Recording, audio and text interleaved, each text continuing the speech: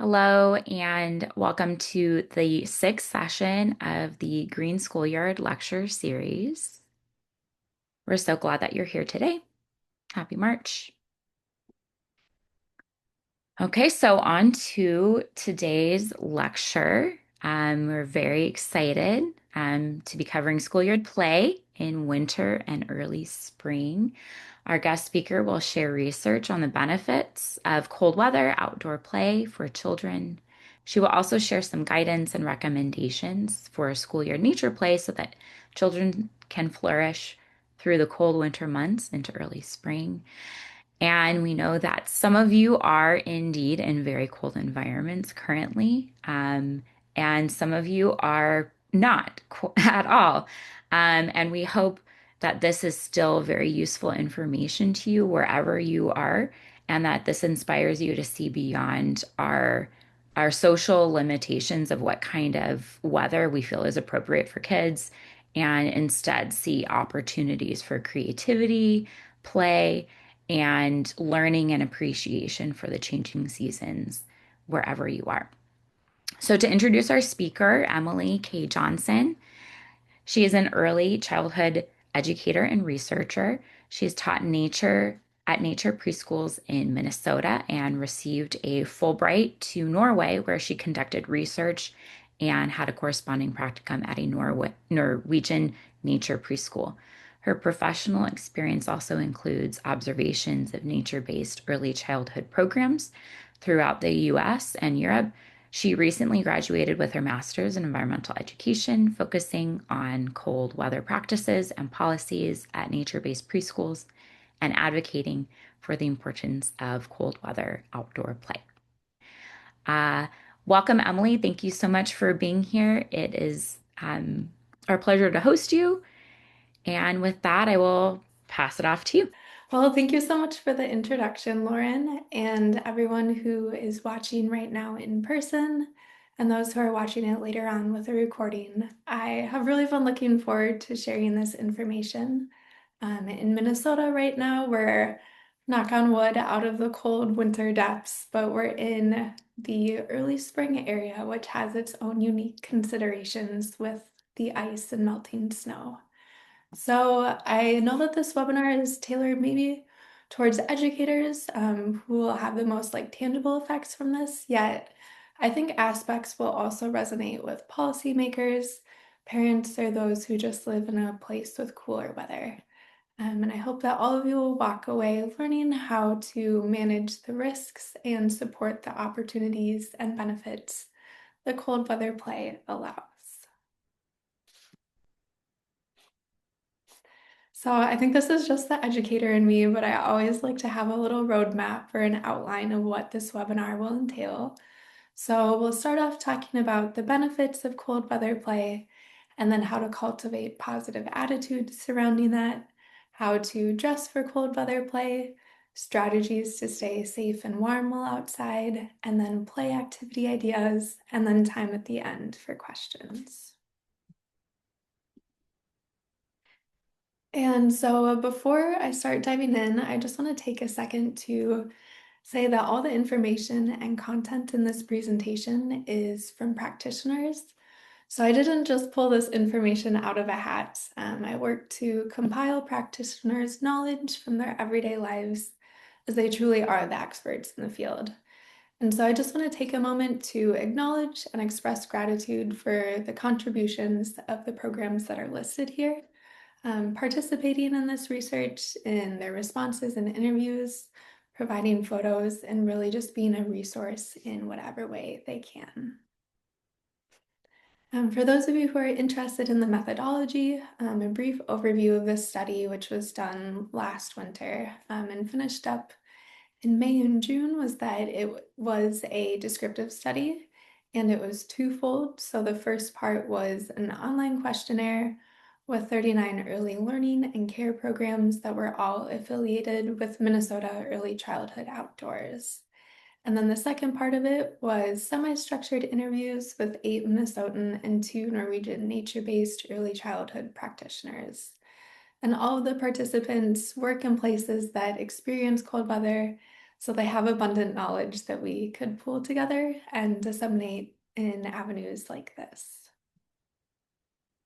So the first one is the many benefits of cold weather play. And so these benefits here are also, they were stated by the practitioners, but they're also supported by the literature too. So I just wanted to preface by saying that.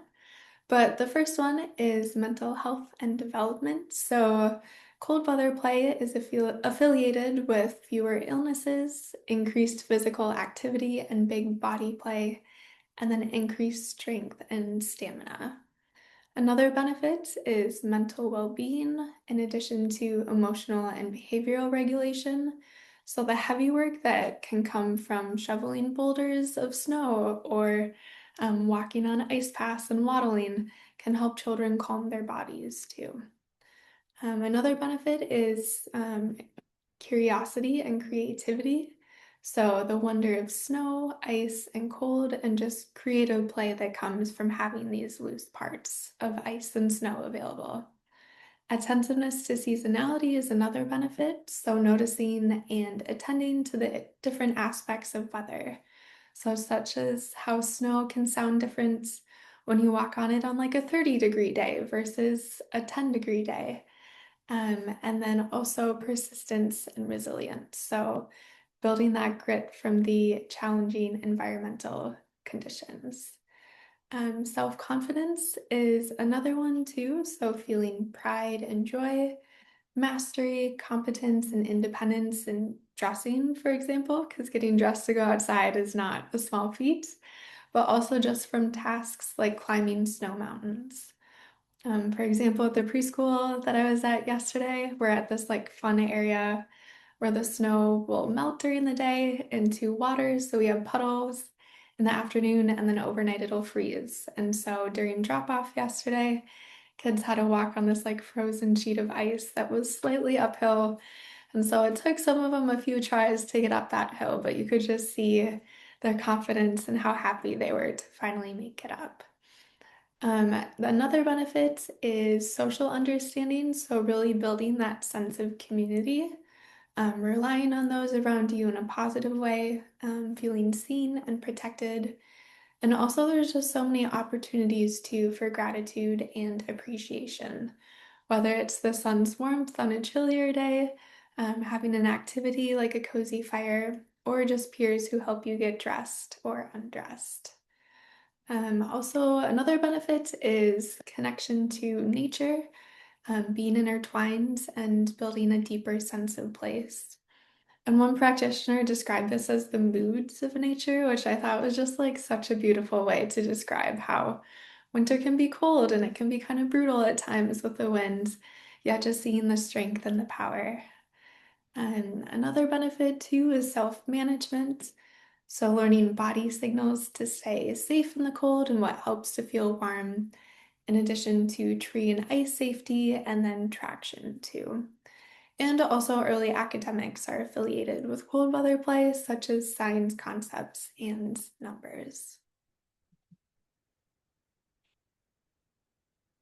So, the next section is how to cultivate positive attitudes around cold weather play. One big thing is to have positive words and attitudes about all weather. So children's attitudes are shaped by those around them, and they often reflect what they've heard or what they've observed, especially if it's from an adult. So it's important to just model positivity and have that contagious enthusiasm and energy for cold weather, for ice, for the winds, and just really embracing it, and that'll make it fun to be outside. It is also important to be mindful of bad in reference to weather or clothing. Saying that, oh, there's no such thing as bad weather, that could indicate that it's safe to be outside when really sometimes it's not. If there's lightning or hail or if frostbite exposure, um, that's not ideal temperatures. It's also important to remember for gear too that not everyone has the means to access appropriate clothing. And saying that gear or clothing or weather is bad could have unintended impacts for those experiencing economic hardships, or those who just have varying levels of knowledge or experience. So, for example, if they move from a warmer climate and this is the first time that they're experiencing chillier weather. And it's also just important to remember too that people have professions where they work outside the whole year, and indigenous cultures around the world have survived in cold temperatures since the beginning of time. Another way to cultivate positive attitudes is to make winter fun. So, just to have new play materials that are only accessible in the cooler months. It could be a snow kitchen or an area that they can build with the snow, sleds. And there's also more unique winter opportunities that I'll talk about later on too. But just really seeing winter through children's eyes and the wonder, joy, and excitements, such as the first snowfall for the year, or the first time when you can see frost outside, or just the changing of the seasons. There's really unique opportunities too, where you can read books about the power of cold weather in the winter, singing appropriate songs together based on the seasonality. Drinking some hot tea, hot chocolate, or hot honey water are all examples too. And it's important to build resilience from the start of the year. So, getting accustomed to a variety of weather conditions. So, that means being outside in the fall during the cold, wet rain. It is really tempting just to go inside at that point in time, but really building that resilience is important and sets the foundation. Okay, the next big section is dressing for cold weather play. And so another big key component from this is that gear is the foundation of cold weather outdoor play, and it allows the play benefits to be extended across all the seasons. And I put a little asterisk by gear because, at least when I initially think of gear, I have a connotation of it being exclusive, expensive, and not very practical or available. It just adds another mental load of, okay, where am I going to have to special order this from or a special store? How am I going to pay for it? And instead, I just want you to think of gear as outdoor clothing in this context. And the important aspect for gear is base layers, middle layers, and outer layers. So three different contexts. And as we just talked about, I really want to emphasize again when talking about gear to have awareness and sensitivity for those experiencing economic hardships or who have various knowledge and experience. So, again, instead of saying gear is good or bad, you can use phrasing like to help guarantee warmth, look for gear that, and avoid gear that. All of you are affiliated with schools in some capacity or programs, and so I encourage you to provide families to have an ample amount of time, I would say mid-October by the latest, to have a list for them of what your program will need for the winter, as cold weather can really arrive with little to no advance warning. And the type and the amount of gear may vary slightly depending on the program and the school. So, for example, in Minnesota, there's one program where even if it's -40, they're still outside like it's a normal day. And so all children need to have like ski goggles, and that's part of their required gear. Where that might not be the case in like California or in other states. And it can seem really overwhelming to have a list of these are all the things that you need. But I encourage you to start with small steps. And so to break it down into chunks and thinking about, okay, what's going to be the most important to have right away? And what are things that could be great to have later on in the winter? Or we can make do without it, but we really want to be outside in colder temperatures and maybe should have this for next year. So really it comes down to your program or school's extent and decision making for how long and in what temperatures you want to be outside. I really love this infographic from the NOAA about how to dress for cold weather. And one thing that I love about it is it just categorizes it in chilly, cold, and extreme cold. So something that might seem chilly to a southern state, for example, in Minnesota, that might be like a late spring day or an early summer day. And what's extremely cold in one place in the US could be just a chilly day in another part. But as I was talking about earlier, the layers are extremely important. So base layers, middle layers, and outer layers. So in chilly temperatures, whatever that means to you, having 1 to 2 layers, warm waterproof shoes, pants, and just making sure that that outer layer helps to keep out the wind and the rain. In colder temperatures, adding on another layer on the top, maybe another layer on the bottom. This could be a great time to bring out rain pants or snow pants, having some gloves, waterproof boots, a warm hat. And then in extremely cold temperatures, adding another layer and making sure that outer one is really insulating. Having some gloves still, layers for pants, waterproof boots, a hat, but also adding on a face mask. And so this is a time where I like to say that I feel like I'm kind of like the Lorax, except I like advocate for cold weather play and like winter temperatures.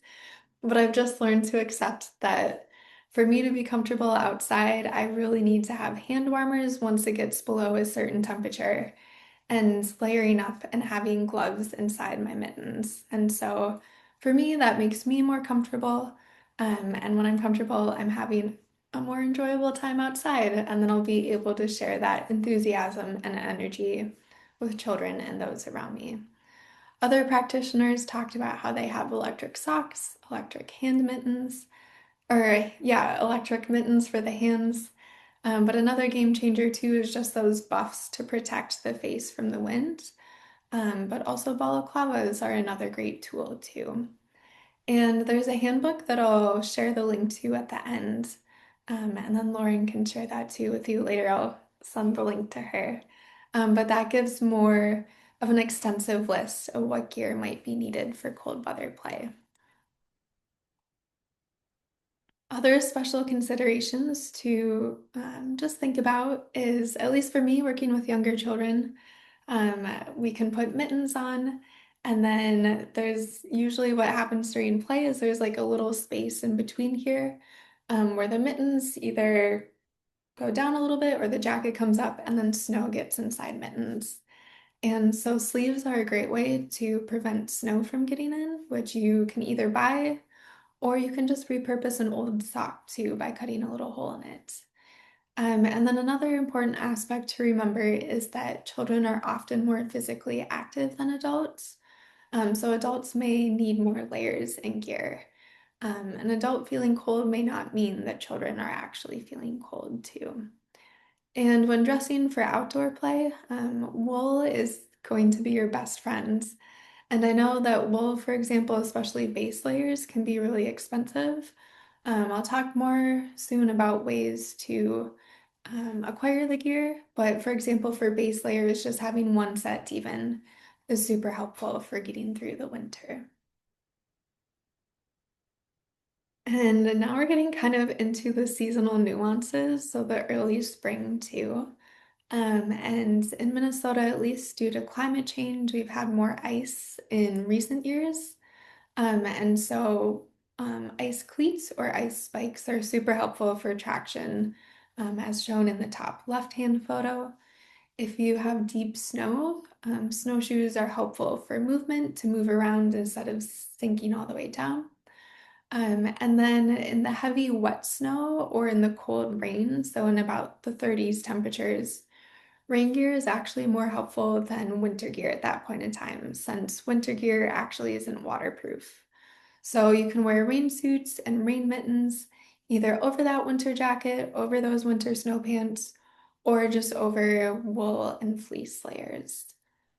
And now we're in like that spring melt in Minnesota. And so, again, we brought out the rain gear, the rain suits the other day at the preschool, just due to it also being easily rinsed at the end of the day. So that mud that's also happening, can get clean and then those dry faster too. And the rain gear you can wear again with a thicker sweater and then have rain mittens. So shown in the bottom one that has snaps at the wrist area to help keep the water out and hands warm. And just like a fun fact about rain gear is that those can be like built-in sleds for hills. So at the preschool the other day, there's like a great hill for sliding. And those who had like winter gear on at that point in time were like going down pretty fast. But those who had rain gear on, they like truly were zooming down the hill. So it's fun for kids too if they like that speed. I'm a big fan of like big body puddle play, yet that is something to save for warmer weather. So you can either encourage children to use a stick to play in puddles, or if it's a warmer afternoon and children will get picked up later, and there is time to allow for some puddle play, you could encourage them to squat like a duck. But I wouldn't recommend doing that at the beginning hours of the day as playtime will need to be shortened if children get wet because the water is cold. So, another big question about gear is providing it. And ultimately, it is up to each individual program and school. Practitioners were super helpful in coming up with a list of ways about how they've provided gear and recommending it to others. One of those was having class sets of fleece neck warmers, waterproof rain pants and suits, and then waterproof rain gloves, for example. And if your program or school decides to do that, think about ahead of time whether you want that gear to live at school and stay at school, or if children can bring it home and then are just entrusted with the responsibility to bring it back the next day. Also encourage children to bring extras. So if they have two sets of snow pants, for example, or a rain suit at home or rain pants at home and snow pants, one for maybe morning play and one for afternoon play. Having an extra gear closet at each program really is important though. Make sure you label the items. Some programs talked about how they have like a lending library, so they're able to help track gear about who has what specific item. And then some programs also just have a small baseline rental fee. So having $10 that each family participate or each family contributes just for the wear and tear of items and purchasing new ones. Or you also could just build it into the program cost too. If you're outside longer, you'll need less money for indoor classroom supplies. So that money instead can be reallocated for outdoor gear. Some programs talked about how they help with gear assistance on a case-by-case basis.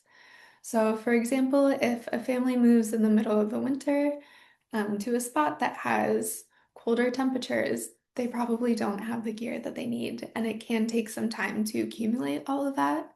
Or if there's just a family that is experiencing economic hardship, and then children grow like weeds too. So you might buy something that fits perfectly in October, and then by January, they might have already outgrown it. You also could organize a program-wide order from reputable vendors 1 or 2 times a year. Oftentimes, companies will provide discounts on bulk purchases if there's many families who collectively participate. You could organize a gear swap within your school or within your program in the fall and in the spring, or just encourage families to buy secondhand gear in the local community. You also can accept gear donations from families if there's a child, for example, who's the youngest in the family and outgrows the boots or snow pants. Maybe they want to donate that to the school, or sometimes people will offer monetary donations. You can also look to the community for support too. A few programs said how they had either families in general or senior citizens who sewed fleece gaiters in different patterns or colors, like neck warmers. And then they had the class sets that way. And then there's also grants that you can apply to provide gear for your program. That was a big section. I know gear is a lot, but the next one is on to strategies for how to stay safe and warm in cold weather. So ultimately, you may just have to reduce the total amount of time outside. I love the NOAA wind chill charts here. I encourage all of you, if you're not familiar with it, to print it out, have it in a spot that's easily accessible. as that takes wind and temperature into account, and then depending on the color tells you how long it is before frostbite can happen. So in extremely cold temperatures, for example, it could be 5 minutes, other times 30 minutes. And so using that as a gauge for how long you can safely play outside. Instead of having just one big chunk outside, you can break it into shorter periods and have warm-up breaks in between. So for example, instead of being outside for 30 minutes, you could do a 15-minute chunk and then go inside to warm up, or even just go in the hallway or right inside the door. And then you can go back outside after 15 minutes. And during those warm up breaks, you could do some jumping jacks, you could read a book, you could have some warm water, warm honey water, some tea or hot cocoa, and then just take off the hats and mittens, and then you'll just need to put those back on before heading back out. You also can rotate groups of children in and outside too. So having one adult outside, one inside, and children flowing between the two. Or if everyone's outside and you have two adults, you could give children the choice for which group they wanted to be in to head inside. So one teacher could go in with the group of children who are feeling kind of chilly, and then 5, 10, 15, however many minutes later, the second teacher can follow in with the rest. And then another tool too is just to bring children outside later in the day when temperatures are warmer. So instead of going outside at 8 o'clock, you could go out at 9, 9:30, just really depending on the flow of your schedule.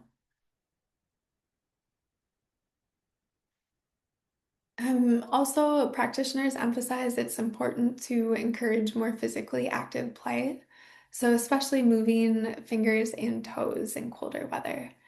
So that could be climbing, sledding, building, sliding, shoveling, snowshoeing, playing running games, really anything that gets the body moving. Standing still, you're more likely to become like an icicle or a popsicle, is what I like to tell the kids. In colder temperatures, it is a time where teacher guidance is probably more beneficial. So, whether it's giving children jobs like feeding the chickens or bringing letters to a mailbox or clearing a path with the snow, that will help keep them active. And then practitioners also emphasized how it can be important to discuss a play plan before heading outside. So instead of just like releasing children outside and them standing around and being like, what do I do now? You can have children talk about what they would like to play outside. So for example, at the preschool recently, children have really liked playing Coast Guard or like Animal Hotel. And so they've like talked to each other what they wanted to play with. Maybe we've combined some of the activities and then saying, okay, if you want to play this game or this imaginative play, you can head to this area. If you want to do some climbing, you can head to the snow mountain. But just having more of a plan to be active when getting outside. Also, to stay warm too, you can play in a location, if possible, out of the winds and in the sun. As I talked about earlier, deep snow is harder to move around in. Snow is more likely to get in your boots, and then getting wet will mean that you get cold. But shelters can also be used to help stay warm too, especially if it's a windy day. So, like an ice fishing tent or a stick fort or a snow hut could all be built on the school property. And this is a time too just to really utilize those extra layers of clothing, protective equipment, and or supplemental heat sources. So neck gaiters or neck warmers, ski goggles, hand and toe warmers, etc. And it could be really helpful just to have those hand or toe warmers in like a backpack that you bring outside with you, so that way you can access them if a child gets really cold during your hike, or just out in the play area on the school grounds. And then one fun little anecdote I always have like to say about this is one program said how they will heat up a potato. So they'll have a baked potato that they keep in a thermos that they bring outside with them. And so that way, if hands are feeling cold, they just take that baked potato out, hold it onto it, and get warm, and then put it back in. So really, the sky's the limit for whatever a hand warmer can be. And this is also an important time to talk with children about risk management. So, teaching them what they need to pay attention to, notice, or look for in their bodies and each other when outside in the cold weather. So, really teaching the why behind the clothing and the safety measures at hand, and guiding them towards thinking about and understanding the role of multiple layers and what function each clothing item serves. So, for example, use straightforward language like, we need to protect our skin by wearing our face masks up, or it's a snow eating day so we can keep our faces safe from frost nip. And then you can use guided learning activities too to support knowledge and skills for outdoor cold weather safety. So, this teacher, for example, is modeling how to check for ice thickness, obviously, not a day that they can play on the water. Another example is bringing children to a shaded area and then have them pause and notice how their bodies are feeling, and then bringing them to a sunny location and then having them pause and just sit for a second and notice how they're feeling with the sun's warmth. And cold weather can also be utilized to demonstrate what happens when gear gets wet outside. One practitioner said how they freeze some clothes, bring it outside, and they freeze the clothes, bring it inside, or they talk outside about how that means that they keep their gear dry and not chew on their neck warmers. Because the gear got wet and it got frozen, the same could happen on their bodies too. And the last section that I have is cold weather play activity ideas, which, again, the sky's the limit. These are just some that were mentioned by practitioners. So, winter and early spring are a great time for walks or hikes, especially to special locations or new destinations, which are features that change throughout the season.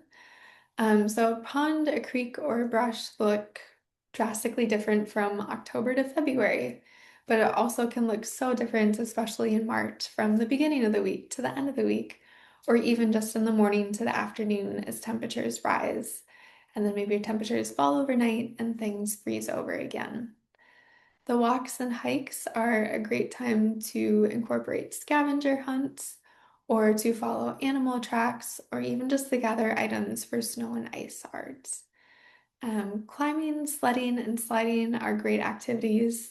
So, utilizing snow mountains, if there's an area, even just like a flat surface that a snowplow has pushed the snow to the side, and you have those giant snow mountains. One program said that one year that's all the kids wanted to do was they just basically lived there the whole winter.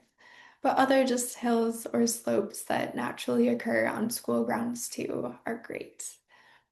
Winter and early spring are a great time also for skiing, snowshoeing, kick sledding, sledding, and ice fishing. And also, again, just big body play. So, running, climbing, dancing, doing jumping jacks, jumping into the snow, digging, making snow angels, moving like a specific animal, or whole group games like hide and seek or what time is it, Mr. Fox. And winter is really a great time for rough and tumble play, as children are bulkier with all the layers that they have on, and they're more durable. So if they get knocked over, they'll either get knocked over into snow, or if not, they have a bunch of layers on still that acts as a little cushion. Other activity ideas include snow and ice play, so utilizing snow saws, which could be a new tool that you bring out, shovels or sticks. And then one practitioner also said that tent stakes are really great too for digging in the ice. For art projects, you can paint the snow either by bringing out like watercolor sets, or you could have a spray bottle, fill that up with water and food coloring and a tiny bit of hand sanitizer so the water doesn't freeze, and then paint the snow or spray it with a spray bottle. You can make ice or ice molds by freezing colored water. You could take a huge chunk of ice and crack it and make puzzles with the pieces. It's also a great time to build snow people, especially in early spring, as the snow is generally a little bit stickier. Or you can make snow faces on trees, like the upper right hand photo. You can also make ice gems for scavenger hunts, or nature treasures. So collect berries, seeds, pine needles, sticks from outside, or you could use even orange peels too, and freeze them in molds that you would use for sand play or in little cupcake tins, and then have some string on there and you could hang them from a tree. It's also a great time to build snow huts, forts, quincees, igloos, etc. Science activities are also great for the winter too. So using bubbles like in this photo right here, and see what happens when they freeze, or snow volcanoes. You can also see snow bounce up and down on drums, or use magnifying glasses to observe snowflakes in the crystals. You can measure snow and ice depth with rulers, track temperatures, look for signs of animals, or even just make some bird feeders too, because birds are still around. Loose parts are also great for winter and early spring activities too. So just bringing those outside into the playscape and seeing what children create with random items. You can also bring out tools like rakes, toys like trucks or brooms, or having an outdoor kitchen area. Maybe you can have people in the local community donate old cupcake tins or pots and pans, or even restaurants with like the metal containers for like, I'm just thinking of the preschool. There's one of them that has like the tomato jar containers at a pizza shop, for example. If there's just a little bit of snow, you can bring indoor toys outside as long as they can get wet. Ramps and balls or other manipulatives were mentioned by practitioners, and also Duplo box and dramatic play items such as dolls. And then another fun seasonal aspect can be fires too. Contrary to what you might think, fires might not actually be super helpful for warming kids up, as they might be more sedentary when they sit by the fire. But it is really special just to have campfire snacks or to grill meals over a fire too. And so these photos, for example, were from a school where kindergartners were paired with a third grade buddy and they worked together with flint and steel to start a fire. And it was in the beginning of March, so the early spring transition. And then also too, just being open to magical moments when you're outside. As much as we like to plan things, sometimes just being open to the spur of the moment. So for example, one day while on a hike, we were outside and the snowstorm came out of nowhere. And so I just had us all stop for a second and like look at the sky and all the snow that was coming around and see if we could catch some snowflakes with our tongue. And I do check the weather, but I don't know the exact moment that snow is going to start. So I just have a couple concluding thoughts before we open this up for questions.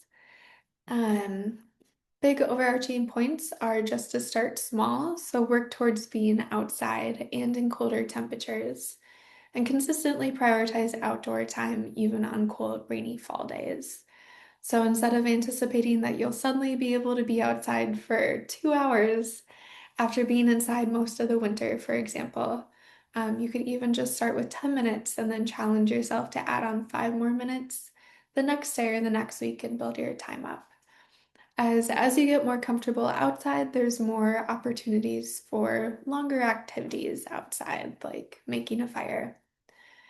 You can also balance your expectations with flexibility, so the timing and duration of cold weather play can change based on the weather.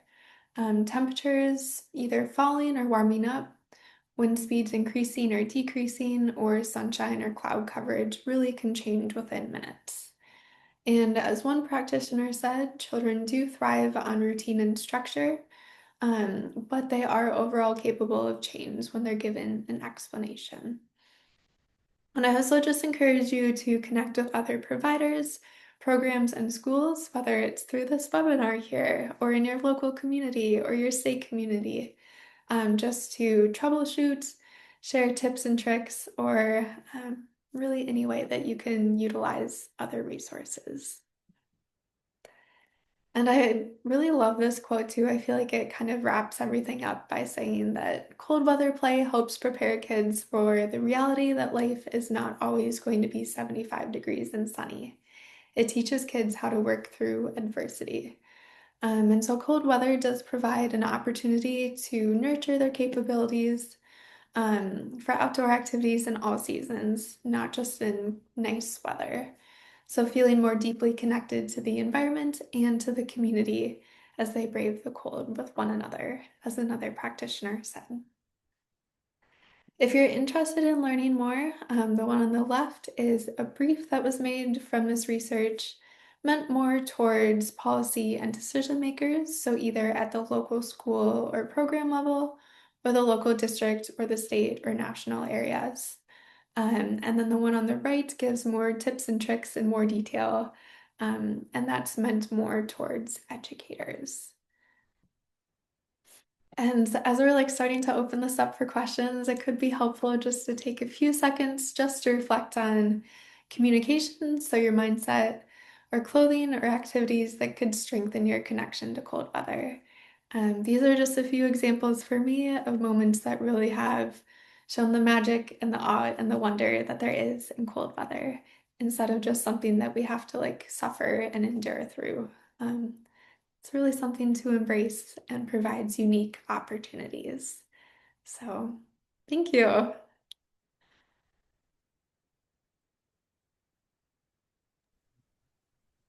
Thank you so much, Emily. That was wonderful.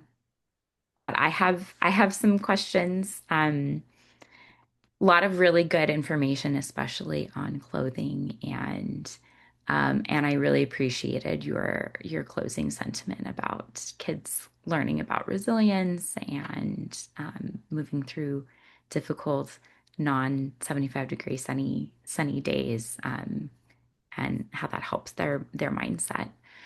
Um, so I one of my questions is kind of going back to at the beginning when you were talking about um, having a positive mindset as adults and modeling that regardless of, what the weather is like. And, instead of saying, oh, it's bad weather, like being really practical about being prepared. And I think that can apply to like any kind of weather, just being prepared and safe, etc.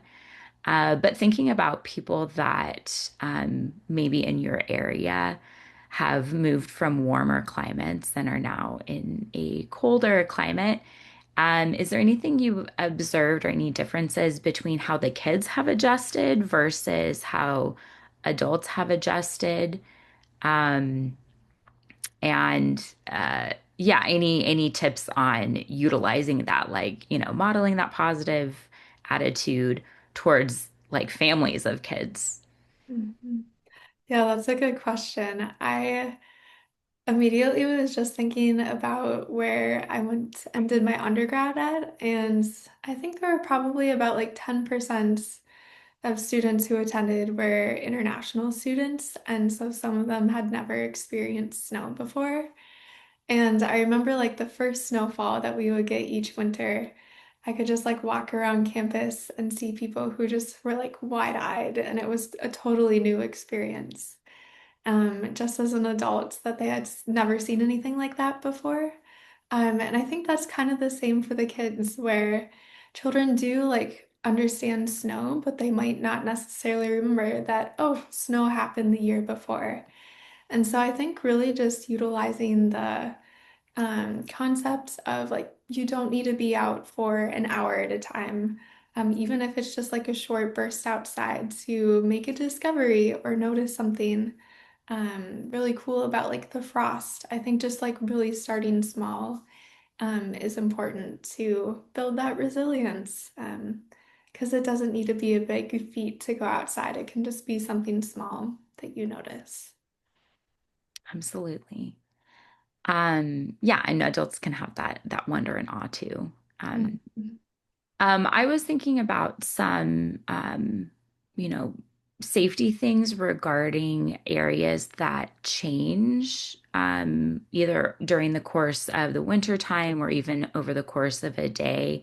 as things melt or shift, as well as, say, heavy snow on trees and tree branches breaking and things like that. So I don't know if there's anything you can share about like maintenance staff at schools that help, like, are there adjustments that they do in the schoolyard during the winter to help keep things safe, et cetera, or just things to keep in mind? hmm One big one that I can think of is ice safety and water safety. So, really just emphasizing that unless a teacher has said specifically at that point in time that you can go on the ice, just to assume that it's not safe to go on. So really building that in from the beginning of the year, just especially because ice can change throughout the day as temperatures warm. In terms of like trees and stuff like that, just being more mindful of like the areas that you're playing in. Kind of like if it's a windy day, and it's in the summer, there's areas that you just generally might not play in, because there's more exposure, to trees and branches and such. And so I think having more of those considerations when you're thinking about places to play. If there's a deep, heavy snowfall, too, about thinking, okay, are there trees in this area? Like, what are the conditions of the trees? And making adjustments from there.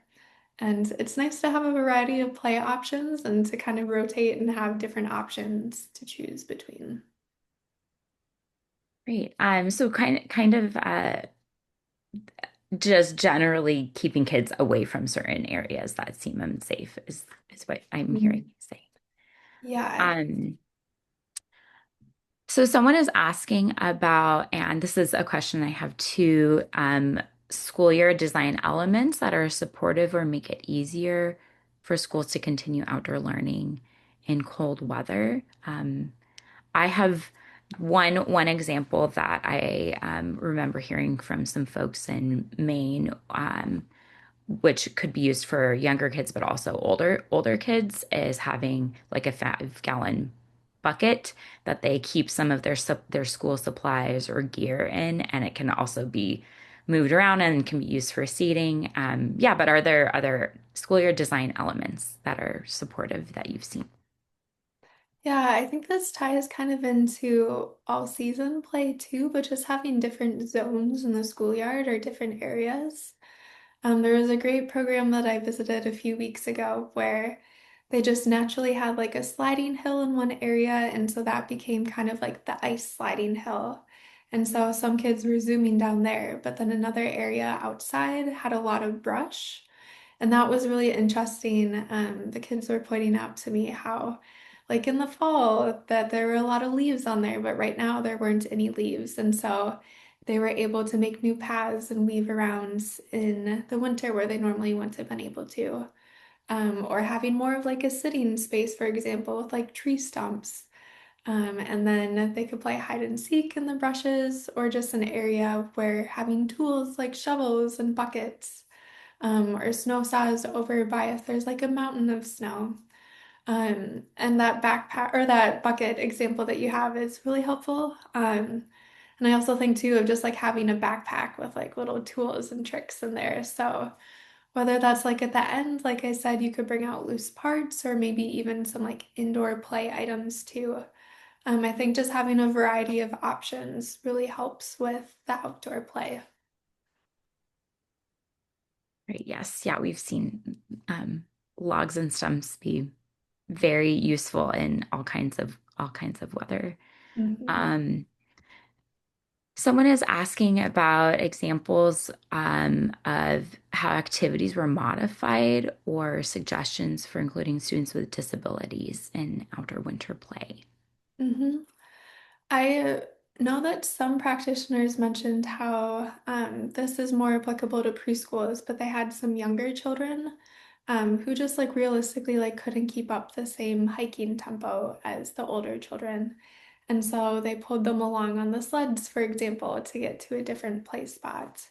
But I'm also just thinking for like the activities too, like the ice activities or the snow arts activities or freezing things and making like ice gems and things to hang from trees. Like that can really be done by anyone as long as you have a surface that and they can assemble those items on together. So it might take like a little bit more forethought about, okay, like, do I need to collect some of these items for them?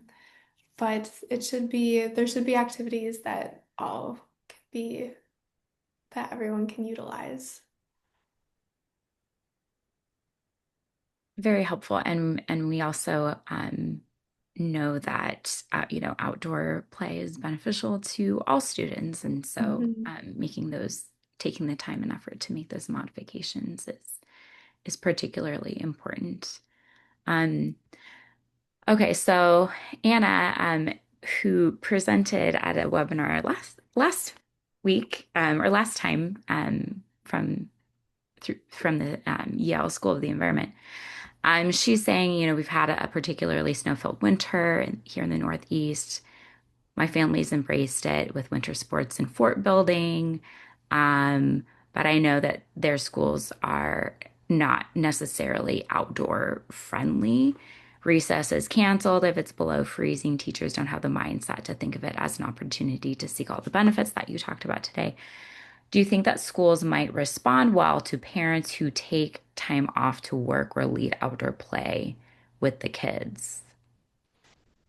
Yeah, I mean, I think that's up to like each individual school. Those two resources that I like linked at the end, we created those with the hope that they would be distributed and shared to show the one that's meant for like policy and decision makers was more of a quantitative study. And so practitioners kept a log for 9 weeks of temperatures and how long they were outside for, and if any instances of frostbite or frost nip occurred.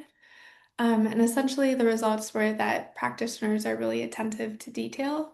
And so, as long as you're prepared and have that information and gear, it's not inherently more like risky than just playing outside on another day. So, that could be a really great resource to share.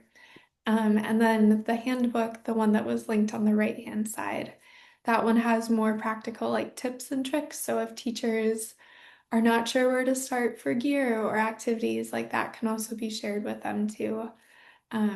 Yeah, I've heard that like the Northeast has had such a snowy winter, and so like truly such a magical time and like unique time to be outside. And so I think just if parents too can emphasize to the school and just say, hey, it's important to like take advantage of this and be outside, like hopefully officials would be more receptive to that. Because I think a lot of times there's this fear of like litigation that parents are going to be upset if they bring children outside. So if parents advocate for it too and say that it's important, then they'll probably get outside more. That is a very good reminder. And that ultimately what is best for the kids is the most important. And so if we can think creatively beyond around those discussions of about liability and things like that and think, okay, well, what actually is beneficial to kids and how can we move that forward? We do have another webinar on March 19th, our community of practice, and then another session of this series on April 2nd, and we hope you can join us then. Um, until then, have a wonderful early spring wherever you are in the country. Thank you so much. Thank you, Emily.